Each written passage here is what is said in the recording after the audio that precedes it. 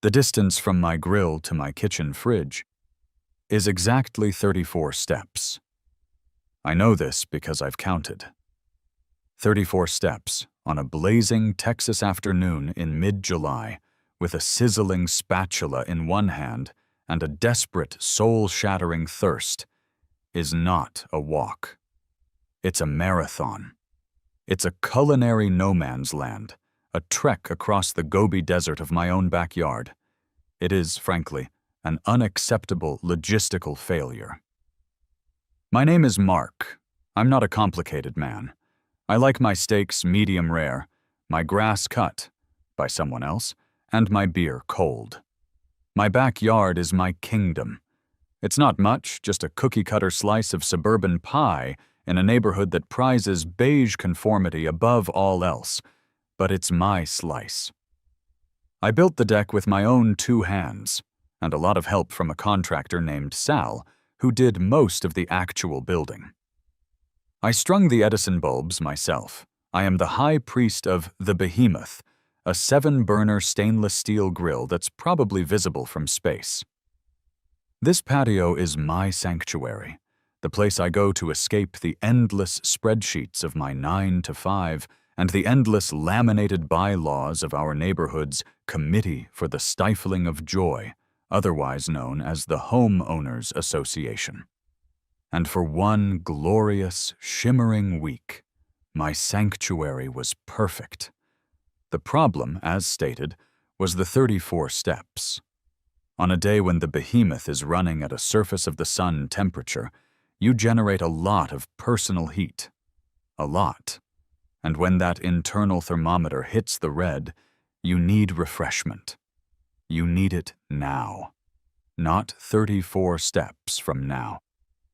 "I'm doing it," I announced to my wife, Sarah, one Tuesday. "Doing what?" she asked, not looking up from her laptop. "Filing our taxes from April? Fixing that leaky faucet in the guest bath?" "Better. I'm solving the 34-step problem. I'm buying an outdoor fridge." She finally looked up, a flicker of genuine interest in her eyes. "Oh, that's actually a good idea." It wasn't just a good idea. It was a revelation. It was the Declaration of Independence and the invention of the wheel all rolled into one. 2 days later, it arrived. A sleek, stainless steel cube of pure, unadulterated convenience. 4.5 cubic feet of frosty freedom. It wasn't massive. It wasn't obnoxious. It was elegant. I nestled it in the corner of the patio, right next to my grilling station, hidden from the world by a 6-foot privacy fence on one side and a large, mostly thriving ficus on the other. I plugged it in. The gentle, almost imperceptible hum it made was the most beautiful sound I'd ever heard. I loaded it with essentials, a 6-pack of a local IPA, a bottle of white wine for Sarah, a few sodas, and a strategic reserve of water. I waited. I waited for 2 agonizing hours for it to reach optimal temperature. And then, the moment. I had the behemoth roaring. Burgers were sizzling. The sun was setting. I was sweating. I turned, not toward the house, but to my right. I wiped a single, manly tear of joy from my eye. I opened the door. The little blue LED light clicked on, illuminating the glorious, moisture-beaded cans within. I pulled one out. The hiss of the cap was a symphony. The cold aluminum was a balm to my hand. I took a sip. It was like the angels themselves had carbonated it. It was the nectar of the gods, a frosty missile of pure happiness. I had done it. I had achieved peak suburbia. I had conquered the 34 steps. My kingdom was complete. Of course, I should have known. In a covenant-controlled community, happiness is a temporary and highly regulated state of being. We pay a hefty quarterly fee to be bossed around by neighbors with too much time, too much spite, and not enough actual hobbies. And in our neighborhood, the Grand Inquisitor, the high priestess of petty tyranny, the warden of our beige-colored prison, was Brenda. Brenda lived 3 doors down. She was a woman who owned more visors than a professional poker tournament and had a clipboard that seemed to be a permanent extension of her arm. Brenda was the president of the HOA. She had, in the past, personally fined me for my welcome mat being an unapproved shade of Tuscan sunset, which she claimed was too evocative. She had measured the height of my grass with a ruler. Brenda was the reason we couldn't have inflatable Christmas decorations. I had just cracked my first perfect patio-side beer. I had no idea that 300 yards away, in a second-story bathroom, a pair of binoculars was already being aimed in my direction. I had achieved perfection, but I had forgotten one crucial rule of the suburbs. Brenda abhors a vacuum. And she really abhors a happy, hydrated man. The honeymoon lasted for 48 glorious hours, 2 full days of grilling and chilling. I'd go out to the behemoth, spatula in hand, and just open the fridge for no reason, just to look. Just to know it was there. I was a king surveying his lands, and my lands were, for the first time, logistically perfect. I hosted an impromptu barbecue. My buddy Dave clapped me on the back. "An outdoor fridge, man, you're living the dream." "I am, Dave," I said, handing him a frosty one. "I really am." Then came Thursday. I walked out to get the mail, and that's when I saw it. It wasn't in the mailbox, which would have been standard, professional. No, this was a power move. This was a message. It was a cheap manila envelope, taped to my freshly painted front door, right at eye level. The adhesive from the masking tape was already reacting with the heat, creating a gummy, impossible-to-remove residue. An act of war in itself. My name, Mr. Davis, was written on the front in an aggressive, looping cursive that could only belong to one person. "Sarah!" I yelled, not even inside yet. "She's done it! The witch has struck!" I tore the envelope off the door, taking a nice 1-inch chip of naval blue paint with it. I didn't even care. I ripped it open, my hands shaking with a righteous fury. It was a single laminated sheet of paper. Official notice of violation to resident 1422 Willow Creek Drive from the Crestwood Hills HOA Architectural Review Committee. Date: November 6, 2025. Violation Section 4, Article 8B, Exterior Modifications and Personal Property. Description: It has come to the attention of the committee, hereinafter HOA, that an unapproved outdoor appliance, hereinafter the violation, has been installed on the property. Per the covenants, conditions and restrictions, CC&Rs, no appliances, including but not limited to refrigerators, freezers, sauce, ice makers, or washing machines, shall be stored or installed on any exterior portion of the property, including patios, visible from the street or any adjacent property. Action required. You must remediate the violation within 10 days. Remediate shall be defined as the complete and permanent removal of the violation from the property. Penalty. Failure to remediate will result in an initial fine of $50, followed by escalating daily fines of $50 per day until the property is brought into compliance. I stood there, on my front porch, the gummy tape residue on my fingers, the laminated sheet trembling in my hand. An appliance? I whispered. I stormed inside. Sarah was at the kitchen island, drinking coffee. Listen to this. Just listen to this, I said, my voice dangerously calm. I cleared my throat and put on my most obnoxious, pompous, bureaucratic voice. It has come to the attention of the committee that an unapproved outdoor appliance has been installed. Sarah sighed, that deep, long-suffering sigh that wives perfect after years of practice. Oh, Mark, it is an appliance. That's not the point, I shouted, waving the letter. It's a betrayal of the social contract. It's a beverage cooler. It's just a little box of cold. And she called it the violation, like I'd installed a meth lab on the patio. It's Brenda, isn't it? Of course it's Brenda. And look at this. Visible from the street or any adjacent property. It is not. It's behind a 6-foot fence and a ficus that's mostly alive. You can't see it. Mark, just put a cover on it or something, Sarah said, turning back to her coffee. It's not worth it. You know how she is. A cover? A cover? Like a fridge tarp? That's probably a violation, too. Unapproved fabric-based appliance concealment. And no, it is worth it. This isn't about the fridge, Sarah. This is about liberty. This is about the 34 steps. This is about justice.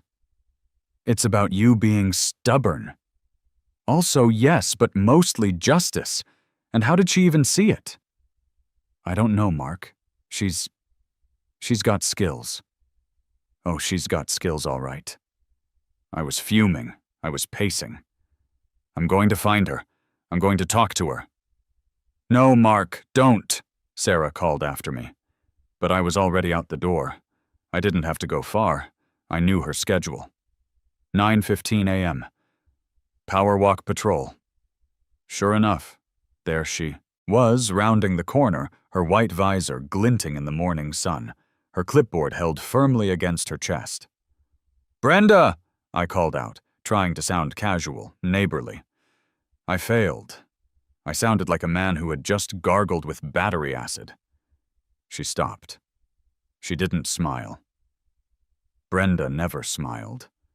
She just acknowledged. Mark, I see you received the notice. I did. I have to say, Brenda, I'm a little confused. Appliance? The bylaws are explicit, Mark. Section 4, Article 8b. I cited it for you.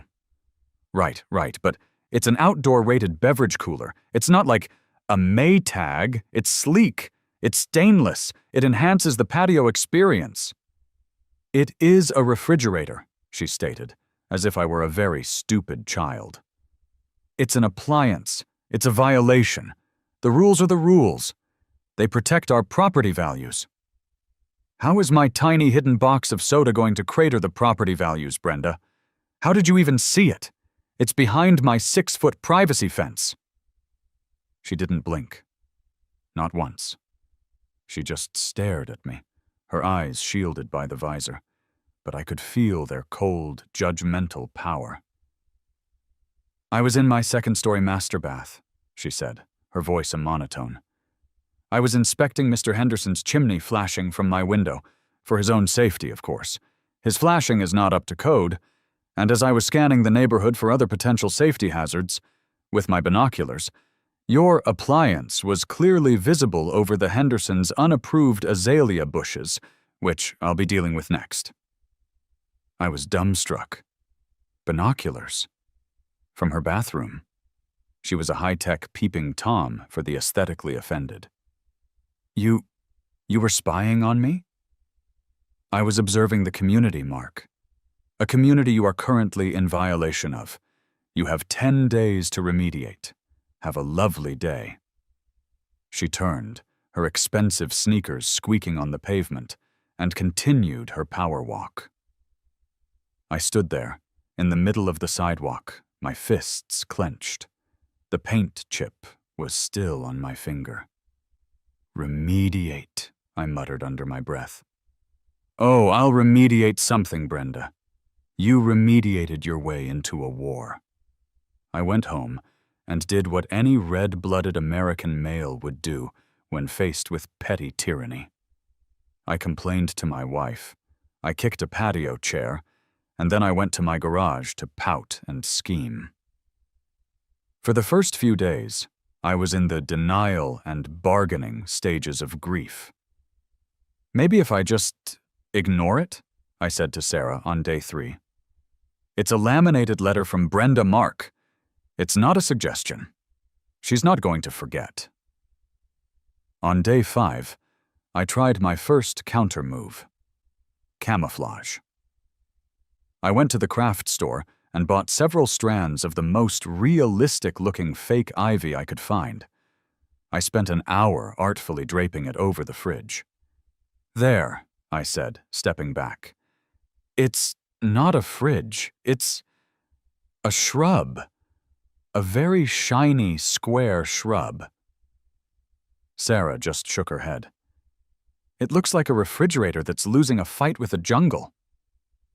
She was right. It was pathetic. And predictably, it didn't work. By 5 p.m., there was a new piece of tape on my door. Another laminated sheet.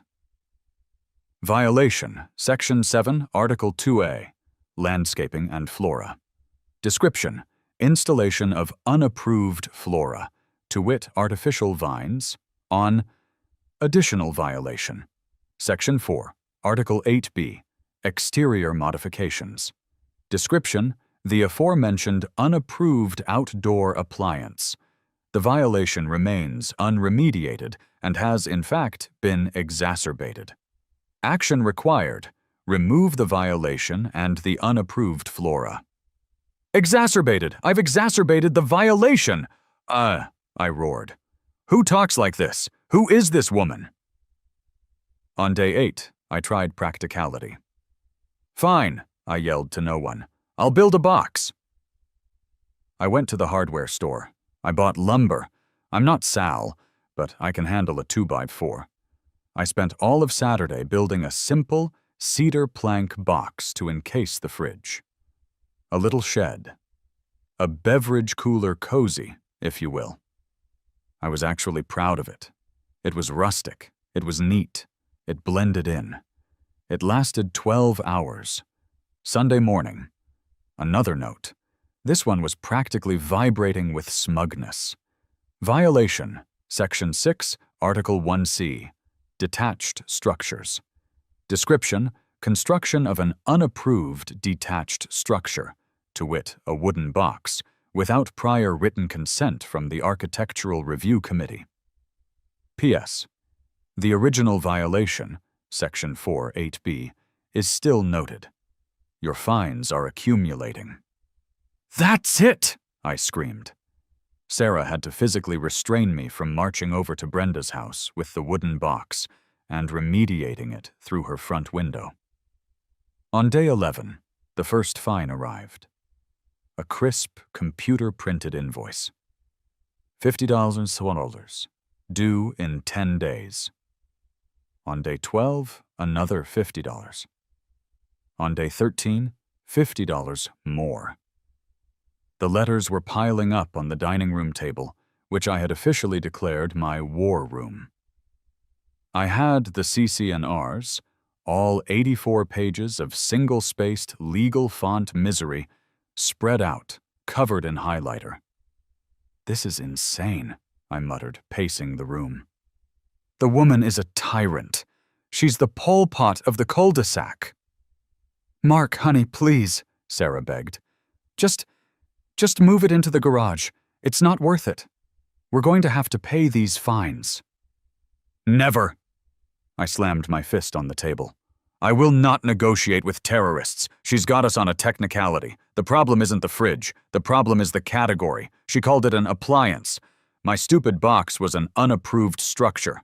The ivy was unapproved flora. She's got every angle covered. I collapsed onto the couch, defeated. The house was quiet. The only sound was the TV, which was on some highbrow news channel Sarah liked. They were doing a segment on an art show in Miami. And in the art world's most talked about moment this week, the reporter chirped, a piece by the enigmatic artist Voila, which consists of a single banana duct-taped to a gallery wall, sold to a private collector for a staggering $120,000. I sat up. I stared at the screen. They showed a picture. It was a banana taped to a wall. A banana, I whispered. I know, right? Sarah said, scrolling through her phone.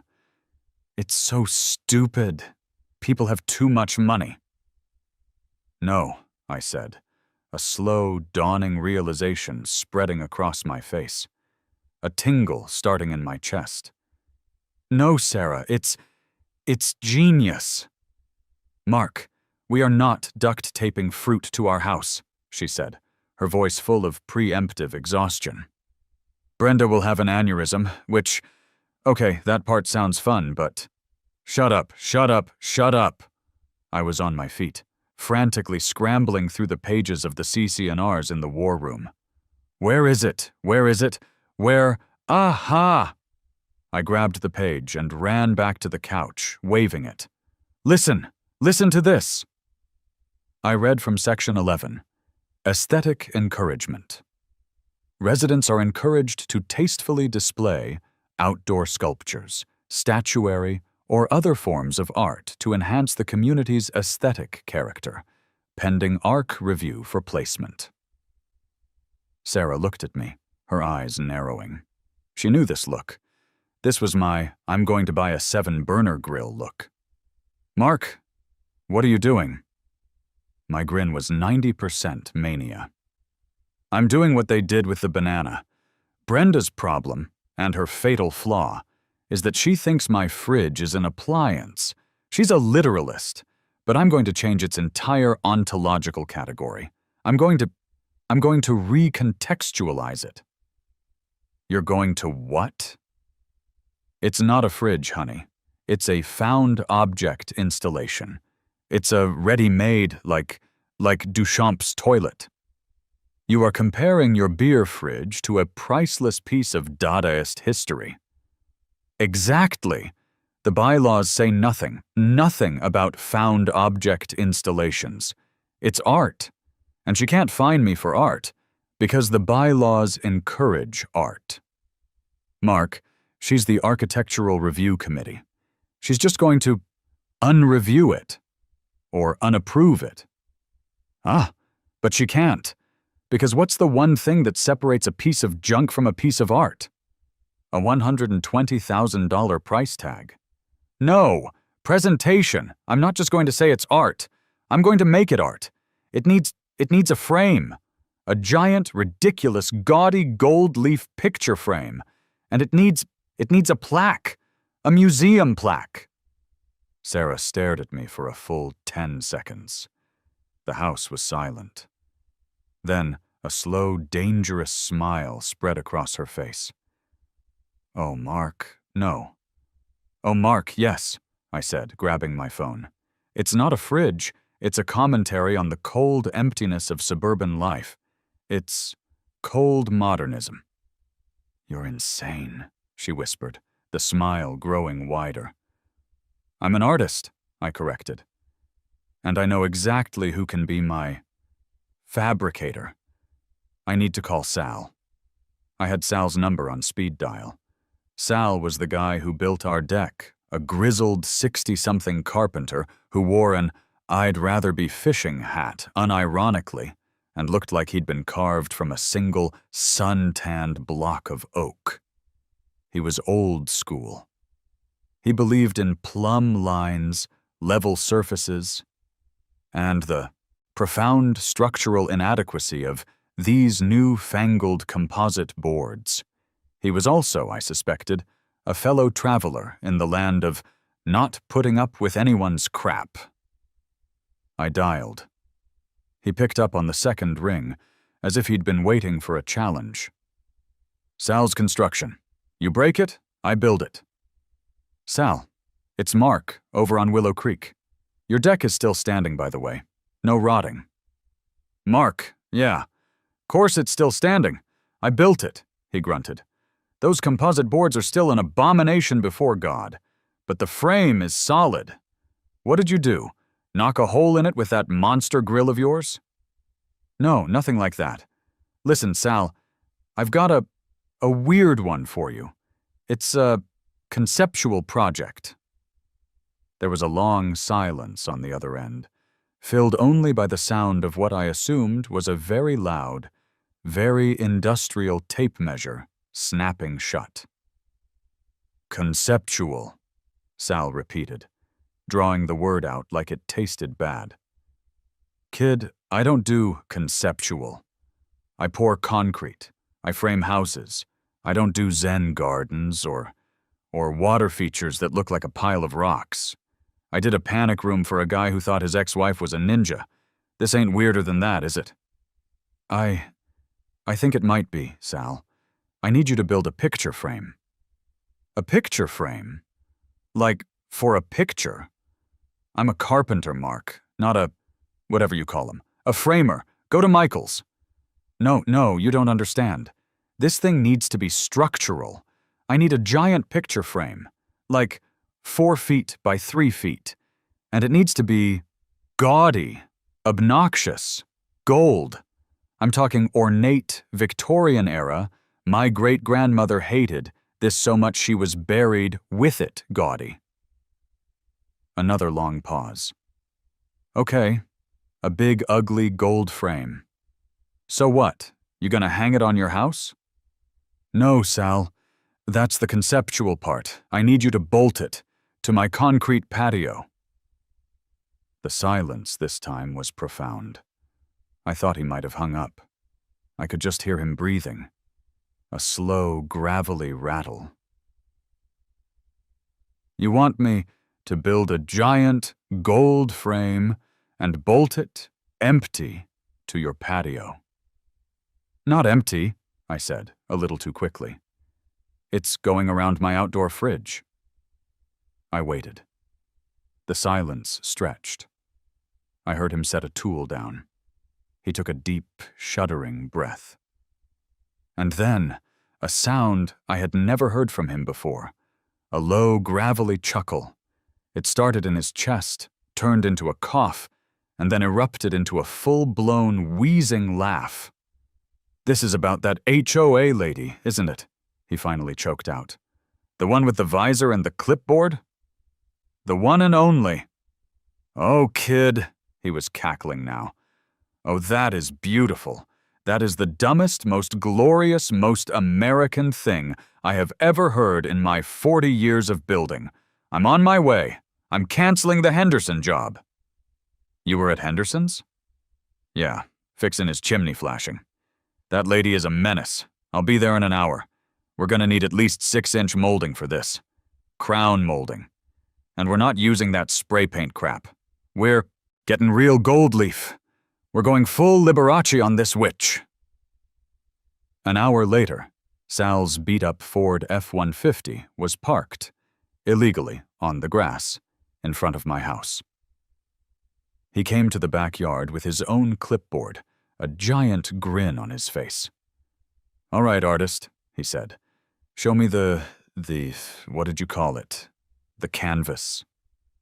The violation, I said, pointing at the fridge. Beautiful. He knelt, tapping the concrete. Yeah, we can do this. I'll use 1/2-inch anchor bolts, straight into the slab. This thing will be able to withstand a hurricane. And her. He started taking meticulous measurements, sketching on a legal pad. He was no longer a man. He was an artist. He was my Rodin. We gotta make it look legit, though, he said, chewing on a pencil. If it's art, it needs one of them. You know, the little plaques, like a museum. You gotta have a plaque, kid, on a little stand and everything. That's the part that makes it art. Without the plaque, it's just a fridge and a frame. He was a genius. He was a master. Sal, you're brilliant. You're my co-conspirator. Nah, kid, I'm just the fabricator. You're the artist, the found object guy. Now, I'm gonna go get the molding. You, you go write your plaque. Make it conceptual. While Sal went off to procure the ornate materials for our masterpiece, I sat down at my laptop. This was my moment. This was my artist's statement. I cackled as I typed. I giggled. I wrote and rewrote. It had to be perfect. It had to be pretentious. It had to be impenetrable. An hour later, I had it. I drove to the Things Remembered at the local mall. The teenage clerk, who looked like she was dying of boredom, looked up from her phone. "Can I help you?" "Yes," I said, sliding a piece of paper and a shiny brass plaque across the counter. "I need this engraved, please." She read the paper. She looked up at me. She looked back at the paper. You want it to say, spite?" "Yes, capital S, please. It's a medium." "Oh, okay, whatever, man. It's your plaque." By the time I got back, Sal was already in my backyard, a cloud of sawdust around him. The zing of his miter saw was, for the first time, the sound of creation, the sound of victory. The next day was a Tuesday. I took a personal day. This was history in the making, and I wasn't going to miss it. Sal rolled up at 8 a.m. sharp, his truck bed loaded with the most ostentatious, ornately carved molding I had ever seen. It looked like it had been stolen from a French palace. "It's primed," he announced, dropping the tailgate with a clang. "Now for the fun part." The build was a glorious spectacle, a masterpiece of malicious construction. This wasn't just a frame. It was a fortress of pettiness. Sal was a true artist. He mitered the corners with a precision that was almost terrifying. He countersunk the screws. He caulked every seam. He had a small, velvet-covered bag of gold leaf sheets and a tiny brush, and he applied it with the loving care of a Renaissance painter restoring a chapel. This all happened in broad daylight. My neighbors, of course, were baffled. Mr. Henderson, whose chimney flashing was still, I assumed, a safety hazard, leaned over his unapproved azaleas. "Mornin', Mark. What you buildin' there?" "Art Henderson," I yelled back, feeling the creative spirit flow through me. "It's an installation." "Oh, right. Looks gold." I could see other curtains twitching.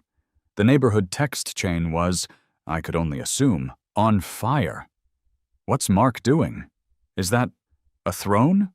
Is he building a shrine to his grill? By noon, the frame was built, gold and shimmering in the Texas sun. It was hideous. It was magnificent. "Now for the plaque," Sal said, rubbing his hands together. He had fabricated a small, tasteful, in its own way, brass-colored stand, which he bolted to the concrete about a foot to the left of the framed area.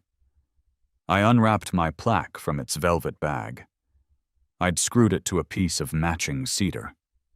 We affixed it to the stand. It was time. Sal and I, with great ceremony, slid the stainless steel fridge into its new, glorious home. It fit like a glove. Sal got on his hands and knees, and with a power drill that sounded like a jet engine, drove 4 6-inch anchor bolts through the frame's base and into my patio. "There," he said, standing up and wiping his brow. "Let's see her try to remediate that. She'll need the jaws of life." We stood back. The sight was breathtaking. A sleek 21st century appliance, now forever encased in a gaudy 18th century gold frame. And next to it, the plaque. I read it aloud, my voice thick with emotion. Cold Modernism, 2025. Artist M. Davis. Medium, stainless steel, freon, and spite. A stark commentary on the juxtaposition of suburban conformity and the human desire for refreshment. The piece explores the frigid boundaries of community and the cold shoulder of bureaucracy.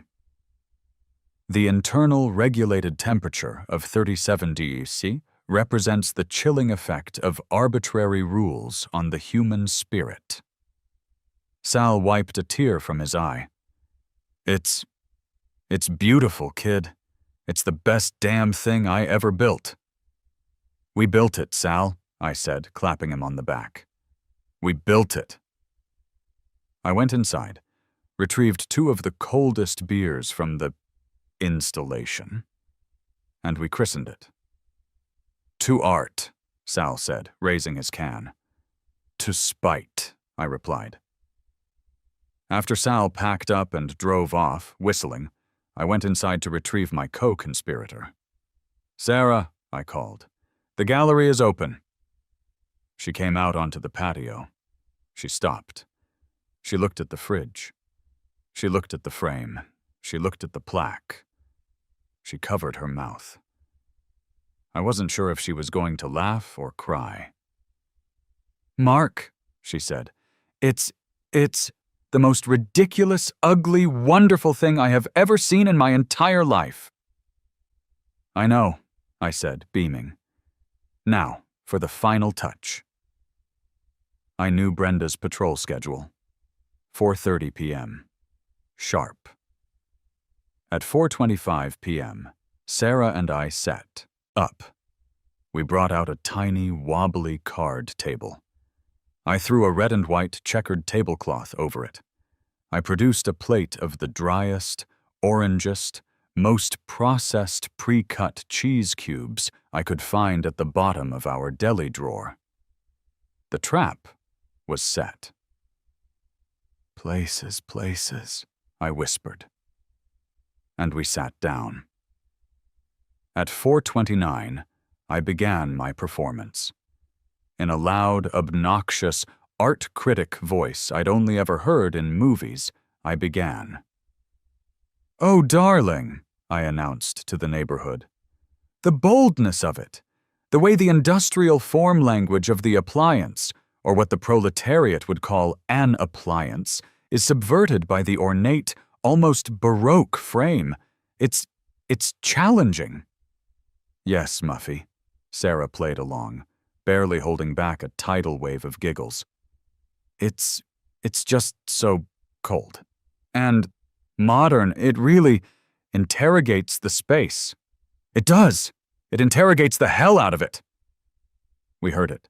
The squeak of sneakers on pavement. The squeak stopped. I looked over the fence line. There she was. Brenda. She wasn't moving. She was just staring. Her visor was askew. Her clipboard was held at a strange, limp angle. Brenda, I called out, waving my cheese cube. So glad you could make it to the opening. Welcome to the exhibit. She didn't respond. She just started walking, slowly at first, then faster. She wasn't power walking. She was marching. She stormed right up my driveway, through the side gate, a violation, and onto my patio. She stopped dead. Her jaw was unhinged. She looked at the fridge. She looked at the frame. She looked at the cheese cubes. Her eyes drifted, read the plaque. Her clipboard fell from her hand and clattered onto the concrete. What? She sputtered. What? In God's name, is that? I stood up, wiping my hands on my pants like a true artiste. Brenda, welcome. This is Cold Modernism. It's my new piece. I'm the artist, Monsieur Davis. I gestured to the plaque. Do you like it? I feel it really ties the patio together. That's a fridge, she shrieked, her voice cracking. You put a frame on it. That's an appliance. I put a hand to my heart, feigning a deep, artistic wound. Whoa, Brenda. Are you criticizing my art? That's a pretty harsh critique. I mean, art is subjective, I know, but I checked the bylaws. Article 11. Lawn art and statuary are encouraged. I'm just doing my part for the community's aesthetic. She was literally vibrating. I thought she might explode. Are you censoring me, Brenda? I asked, my voice low and serious. Because that feels like a violation of my First Amendment rights. That feels a little un-American. I'm fining you, she finally screamed, finding her voice. I'm fining you for this, for tacky art fridges. I don't think tacky art fridge is a recognized category in the CC&Rs, I said. But you're welcome to check. Brenda's face had gone from white to a deep, alarming shade of puce. She picked up her clipboard, her eyes wild. I'm calling the police, she screamed, pointing a trembling finger at me. You're harassing me with art. She turned and stormed off, not even bothering with the gate, just trampling through my azaleas. I turned back to Sarah. She had a cheese cube halfway to her mouth, her face a mask of pure, unadulterated shock and awe. She's actually calling the cops, Sarah whispered. I took a sip of my beer. Good, I said. The critics should be here any minute. 20 minutes later, just as the sun was beginning to dip below the perfect beige rooflines of our neighborhood, a patrol car rolled slowly down Willow Creek Drive. My heart was hammering, but not with fear, with ecstasy. This was it. This was the final act. I had graduated. I'd gone from guy with a rules-breaking welcome mat to guy with an unapproved shrub fridge, and now, finally, I had achieved the suburban nuclear option. Guy the cops are being called on. I was a legend in my own backyard. Sarah, on the other hand, was having a minor panic attack. Mark, this has gone too far. They're going to arrest you for fridge art. We're going to be on the news. Relax, I said, pulling out a patio chair for her. What's the charge? Aggravated artistry? Possession of a framed appliance with intent to hydrate? It's fine. The squad car pulled up, not in front of my house, but directly between my house and Brenda's, who was now standing on her own perfect, violation-free lawn, arms crossed, filming the entire encounter with her phone. 2 officers got out. One was older, with a mustache that had seen things, and a general, I'm 2 years from retirement and I hate everything vibe. The other was younger, sharper, and looked like he was desperately trying to maintain his professional composure. The nameplates read Miller, Mr. Retirement, and Chen, Mr. Composure. They walked up my driveway. I met them at the edge of the patio, hands clasped behind my back, the picture of a law-abiding and artistically inclined citizen. Evening, officers, I said, chipper. Miller sighed, a sound that seemed to come from the depths of his soul. He looked at me. He looked at Brenda filming. He looked back at me. Sir, are you Mark Davis? That's me. Or, as I'm known in the local art scene, M. Davis. Can I offer you a soda from the installation? Miller's mustache twitched. Sir, and I truly cannot believe I am saying these words. We got a call about a hostile art installation? Chen, behind him, coughed into his hand. It sounded suspiciously like a laugh. Miller continued. The dispatcher said that the reporting party, Ms. Johnson over there, he gestured with his head toward Brenda, feels threatened and harassed by your refrigerator. Threatened, I said, clutching my pearls. Goodness, no. That's the last thing I'd want. I was just having a small gallery, opening. She's the one who trespassed on my property and started criticizing my work. Officers, please, come in. The exhibit is in the back. You can see for yourselves. It's perfectly harmless." I turned and led the way. I could hear their boots on my walkway. This was the art tour. "As you can see," I said, gesturing grandly as we rounded the corner to the patio, "it's a mixed media piece." I stopped. They stopped. The late afternoon sun hit the gold leaf just so. It was glorious. Brenda, from her yard, shrieked, "That's it! That's the illegal appliance! He's mocking me! Arrest him! Arrest the art!" Miller and Chen stood there, silent. Officer Chen, the younger one, turned his back to me. His shoulders started to shake. He was definitely laughing. He brought his radio up to his mouth and pretended to be talking into it, but I could see his face turning red in the reflection of my sliding glass door. Officer Miller. Oh, Officer Miller. He just stood there. He looked at the fridge. He looked at the massive, ornate gold frame. His eyes drifted left. He leaned in to read the plaque. I watched him mouth the words. Stainless, steel, freon, and spite. He closed his eyes. He slowly, deliberately pinched the bridge of his nose, right between the eyes, as if he were trying to ward off the world's most idiotic migraine. He took a long, slow breath in. He exhaled.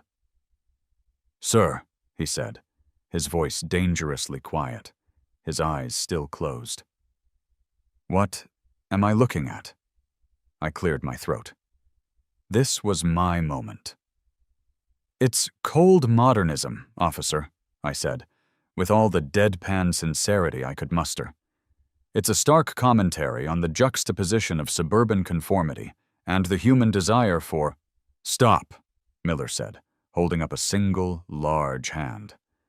"Please, for the love of God, and for the sake of my pension, just don't." He turned. He looked at Brenda, who was still filming, a smug look on her face, like she'd finally won. Miller's voice suddenly boomed across the yards. "Ma'am!" Brenda jumped. "Ma'am, this is a civil matter," Miller yelled. "This man, however odd, has not broken any laws." "But the bylaws!" she shrieked. "He's violating the covenants." "Then you and your covenants can take him to civil court," Miller snapped. What I am looking at, is on his property. It is not a public nuisance. It is not a danger. It is not a crime to be weird. And it is not a crime to have tacky art." "Hey," I said. Miller ignored me. "Ma'am, this is not a 911 emergency. This is not any kind of emergency. Do not call this number again unless someone is actively bleeding or on fire. Are we clear?" Brenda's face, which had been so smug, crumpled. She sputtered. She looked at her phone. She looked at the cops. She lowered the phone, turned, and stormed back into her house. The door slammed. The victory was so total, so absolute, I almost felt bad. Almost. Miller turned back to me. He looked at the fridge. He looked at me. He just shook his head, a look of profound, cosmic exhaustion on his face. "Have a good night, sir." "You too, officers. Stay hydrated." They walked back to their car. As Officer Chen passed me, he leaned in, his hand cupped near his mouth. "For the record," he whispered. "The plaque is my favorite part. Medium, spite. Very raw. Very postmodern. My wife's an art history major. She's gonna love this." He winked. And then he was gone. I stood on my patio. The air was still. The only sound was the faint, victorious hum of cold modernism. The silence that followed was deafening and beautiful. Brenda was defeated. The 911 call was a bridge too far, even for the HOA. The neighborhood, which had been watching the drama unfold from behind their curtains and text messages, had collectively decided Brenda had lost. Brenda herself seemed to vanish. The 9:15 a.m. power walk patrols stopped. The laminated letters ceased. It was like the Wicked Witch had been melted, not by water, but by a tidal wave of sheer, unadulterated artistic spite. We did get one more letter. It wasn't taped to the door. It came via certified mail. It was from the HOA's high-powered, very expensive law firm in the city. It was full of cease and desist and intent to lien and fiduciary duty. It was 5 pages of scary-sounding legal threats, all aimed at the unapproved, framed refrigeration device. This, I'll admit, gave me pause for about a minute. Then I called my cousin, Barry, who was a second-year law student at a state college. "Barry," I said, "I'll give you $100 and all the beer you can drink from my outdoor art installation if you write a letter back to these guys." Barry, who was neck-deep in torts, was thrilled. He wrote a 6-page response on what I can only assume was his school's letterhead that was a masterpiece of legal gibberish. It used the words First Amendment, artistic expression, Duchampian precedent, and potential for a class action countersuit for aesthetic-based harassment, more times than I could count. As a final PS, Barry suggested we include an 8x10 glossy framed photo of the plaque itself. We sent it off. We never heard from the law firm or the HOA about the fridge again. But the story was out.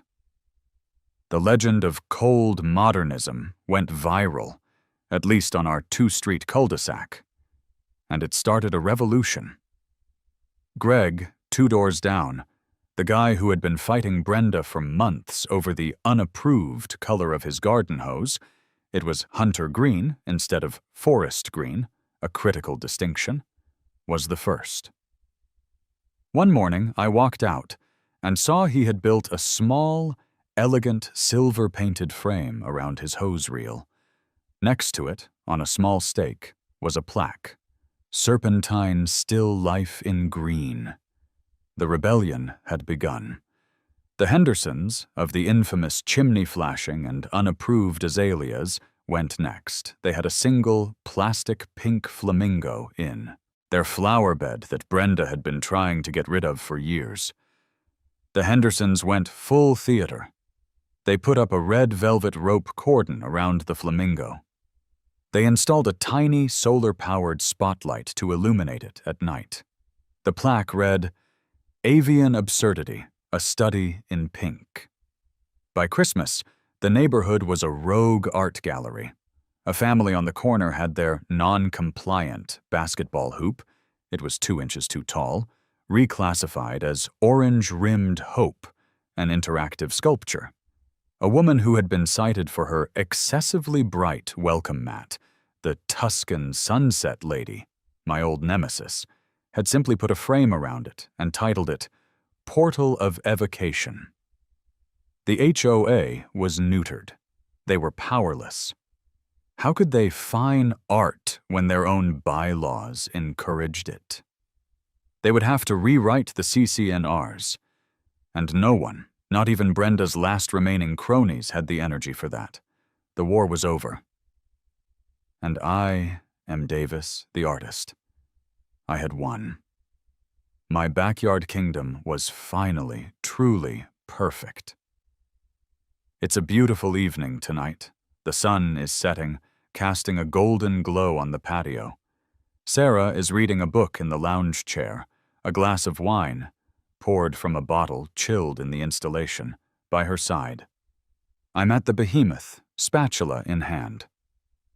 "You know," Sarah says, not looking up from her book, "from this angle, if I squint..." And I've had 2 glasses of wine. It's almost pretty. It's not about pretty, honey, I say, flipping a perfectly seared steak. It's about meaning. It's about justice. I turn, the spatula in one hand, and walk the 3 steps from my grill to cold modernism. I pull open the gleaming, gold-framed stainless steel door. The little blue LED light hums, a beacon of liberty. I reach in and pull out a fresh, cold beer. I twist the cap, the hiss sounding like a standing ovation. I take a long, cold drink. It's perfect. The air is quiet. No power walkers, no passive-aggressive notes. Just the sound of crickets, the sizzle of the grill, and the faint, triumphant hum of my art. I look at that ridiculous, beautiful framed appliance, and I know exactly what I'm tasting. It isn't just beer. It's the sweet, cold taste of victory. And a little bit of spite. Capital S.